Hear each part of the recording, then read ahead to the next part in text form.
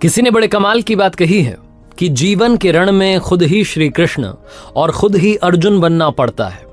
रोज अपना ही सारथी बनकर जिंदगी की महाभारत से लड़ना पड़ता है। नमस्ते दोस्तों, मेरा नाम है आरजे कार्तिक। आपका स्वागत है एक नई कहानी में। आज जन्माष्टमी पर आपको जो कहानी सुनाने जा रहा हूं ये काफी कुछ सिखाएगी।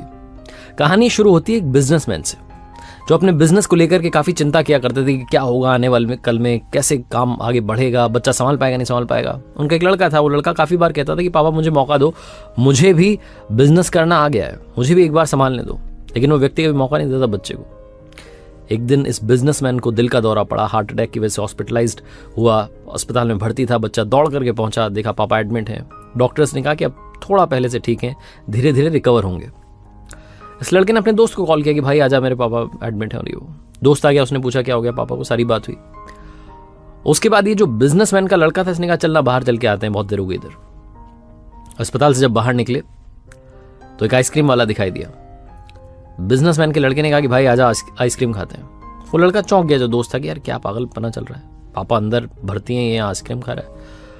आइसक्रीम खरीदी, उसके बाद खाने लगे। तो वो जो दोस्त था उससे रहा नहीं गया, उसने पूछ लिया इस लड़के से कि भाई समझ नहीं आ रहा है तुम्हारे बिजनेस का क्या होगा, आने वाले कल में तेरे पापा एडमिट हो गए हैं, उनकी तबीयत ठीक नहीं है, दिल का दौरा पड़ा है, हार्ट अटैक हुआ है, तू यहाँ आइसक्रीम खा रहा है, मुझे समझ ही नहीं आ रहा।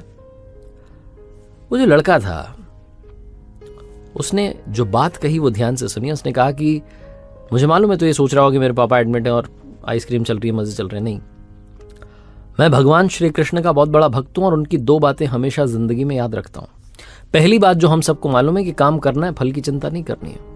तो जो होगा देखा जाएगा, मैं अपने काम पर फोकस करूंगा, बिजनेस भी अच्छा चलेगा।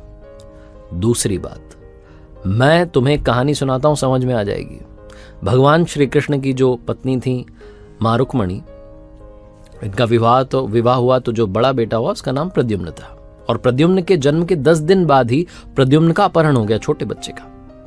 मां रुक्मणी नाराज रहने लगी, उदास रहने लगी कि क्या हो गया है। भगवान श्री कृष्ण कहते थे कि चिंता मत करो, प्रद्युम्न ठीक होगा, जहां भी होगा, तुम स्वस्थ रहा करो, मस्त रहा करो। लेकिन इसी चिंता में रुक्मणी जी के साल बीतते गए। 18 साल के बाद में प्रद्युम्न की वापसी हुई और जब प्रद्युम्न द्वारका वापस आए तो उनके साथ में उनकी पत्नी मायावती थी। समस्या ये थी कि जो मायावती थी उसकी उम्र 20 साल ज्यादा थी प्रद्युम्न से। मां रुक्मणी पहले तो खुश हुई कि बच्चा आ गया, फिर दुखी हुई कि इतनी बड़ी लड़की शादी करके आ गया। भगवान श्री कृष्ण के पास गई और जाकर कहने लगी कि क्या हो गया है। भगवान श्री कृष्ण ने कहा कि जो हो गया है उसको स्वीकार कर लो, चिंता मत करो। लेकिन मां रुक्मणी कह रही थी कि बड़ी लड़की से शादी कर ली, यही मिली थी, ये वो पता नहीं बहुत सारी बातें वो स्वीकार नहीं कर पा रही थी, उदास हुए जा रही थी, दुखी हुए जा रही थी। 1 साल 2 साल समय बीत रहा था, लेकिन अंदर ही अंदर वो बात उनको कचोटती रही। 8 साल के बाद में रुक्मणी जी ने स्वीकार कर लिया कि प्रद्युम्न ने जो शादी करी वो ठीक है, ज्यादा चिंता करने की जरूरत नहीं है। उस शादी को उन्होंने स्वीकार कर लिया। एक तरीके से अपनी जिंदगी के 26 साल उन्होंने उदासी में बिता दिए। ये कहानी खत्म करते हुए लड़का बोला कि भाई मैंने भी जिंदगी में स्वीकार करना सीख लिया है, क्योंकि भगवान श्री कृष्ण कहते हैं कि जो हो रहा है उसको स्वीकार कर लो, जिंदगी अपने आप सहज हो जाएगी। छोटी सी कहानी जो 2 बड़ी बातें सिखाती है, और यही बातें मैं आप तक पहुंचाना चाहता था कि जिंदगी में जो हो रहा है, life goes on, so just keep going. जिंदगी चलती चली जाती है, आप भी चलते रहिए। जो होगा अच्छा होगा, अच्छे के लिए होगा। एक बार फिर से कहना चाहता हूं, ऊपर वाले के आशीर्वाद के साथ, अपने सच्चे प्यार के साथ, अपनों के प्यार के साथ, ऊपर वाले के आशीर्वाद के साथ और अपनी सच्ची मेहनत के साथ कर दिखाओ कुछ ऐसा कि दुनिया करना चाहे आपके जैसा। याद रखिए, हर सोमवार सुबह 9:30 बजे मेरे साथ देखिए एक नई कहानी।